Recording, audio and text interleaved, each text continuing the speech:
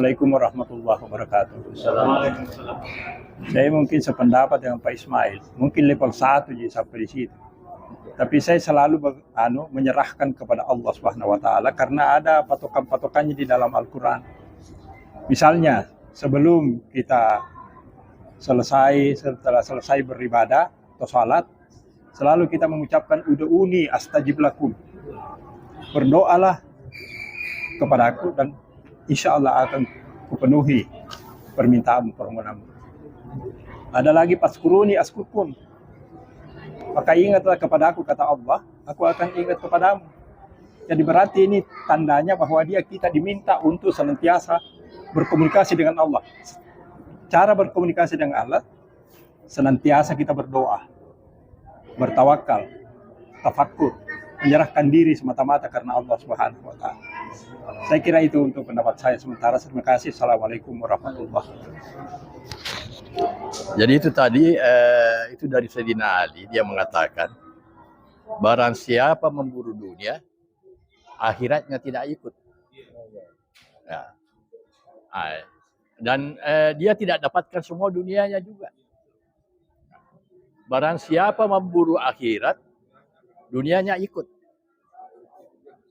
Nah, jadi menyangkut masalah ibadah itu untuk ridha Allah. Jadi salah seorang sufi namanya Rabi'atul Adawiyah. Itu Rabi'atul Adawiyah mengatakan, ya Allah, seandainya aku menyembahmu karena aku takut nerakamu, masukkanlah aku nerakamu. Dan seandainya aku menyembahmu karena menginginkan surgamu, jangan kau masukkan aku surga. Karena aku menyembahmu karena aku butuhkan ridhamu semata-mata. Terus Radiatul Adawiyah mengatakan, andaikan Allah tidak menciptakan neraka dan surga, tidak ada yang mau menyembah. Jadi itu pandangan sufi. Itu katanya orang yang menyembah karena menginginkan surga dan neraka, kayak orang anak-anak dijanjikan permen. Kalau kau kerjakan ini, aku kasih permen.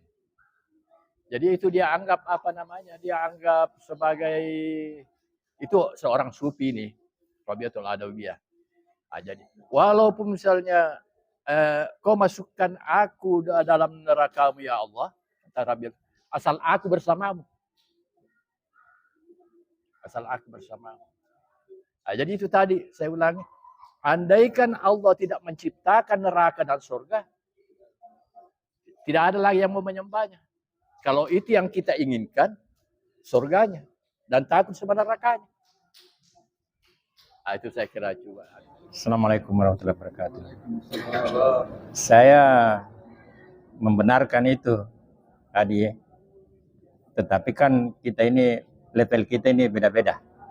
Tapi idealnya kita menuju ke sana.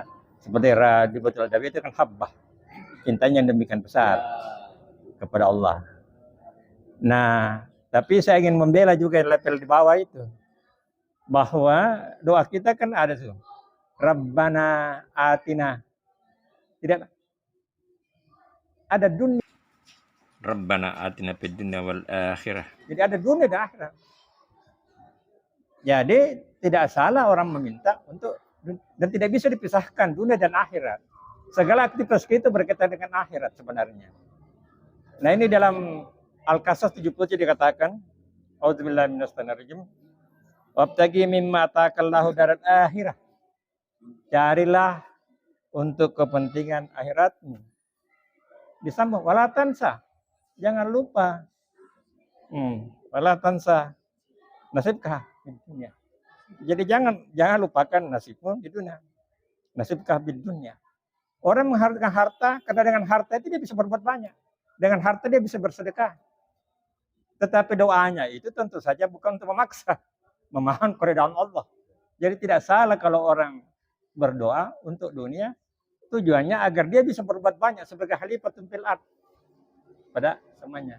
Karena doa tadi itu doa sapu jaga itu, Rabbana atina fid dunya wal akhirah. Bukan langsung wal akhirah tapi pada dunia. Jadi agama Islam itu adalah kebahagiaan dunia dan akhirat. Bukan hanya kebahagiaan akhirat, dunia wal akhirah. Memang dengan mengingat Allah, yang ikhlas pada Allah, memang jadi tenang. Dan itu yang kita harapkan. Ya. Ala bizikrillah tatmainnul qulub. Jadi yang salah mungkin mendapatkan harta untuk berpoya-poya atau untuk bersenang-senang. Tetapi kalau harta itu seperti yang disampaikan Pak Ismail, dimanfaatkan untuk yang baik. Dan doa itu sudah ibadah. Dikabulkan atau tidak di dunia sudah ibadah dan akan diijabah. Itu janji Allah. Tetapi ada yang cash, ada yang diganti dengan yang lain. Ada juga yang tidak diberikan karena justru akan membahayakan. Dan ada imbalannya di akhirat. Ya. Jadi letel-letel itu memang tidak bisa dipaksakan karena hidup yang begitu. Saya dengan Pak Ismail dulu terus terang saja. Kami bisa berbahasa Inggris salah satu karena memang kita ingin tampil ya.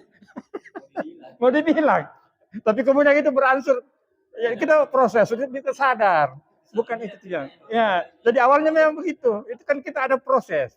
Ya, dan itu menjadi pendorong. Mendorong ya. Tapi kemudian kita sadar. Ya, jadi memang ada letelnya, ada katanya nih. Ada proses untuk menuju ke sana. Itu definisi yang disampaikan oleh imam itu memang idealnya begitu ya. Tapi kita perlu sadari bahwa agama itu adalah pengalaman. Jadi kita mengalami agama itu, bukan mendiskusinya, bukan tapi mengalami. Dan kita memang diharapkan untuk selalu ada peningkatan. Mencari akhirat dunia akan ikut. Seperti ini. Wabtagi mimma atakallahu daral akhirat. Ya. Jadi harusnya visi akhirat. Aktivitas kita di dunia harus visi akhirat. Itu artinya. Ya, banyak organisasi kan visinya hanya dunia. Ini harus visi akhirat. Nah, sehingga apa? Aktivitas kita akan mengarah ke akhirat. Kesehatan kita berdoa supaya sehat. Supaya kita kuat beribadah. Ya. Ya. Jadi satu yang keniscayaan untuk berdoa untuk kebaikan dunia, tetapi orientasinya harusnya ke wabtagi mimma atakallahu daral akhirat. Ya, makasih. Assalamualaikum warahmatullahi wabarakatuh. Saya pertama masuk ke Pak Haji Nasir yang mengatakan tadi, askuruni askurukum. Ingatlah aku maka aku mengingatmu. Itu secara konteks tekstualnya. Tapi secara hakikat, lain maknanya lagi.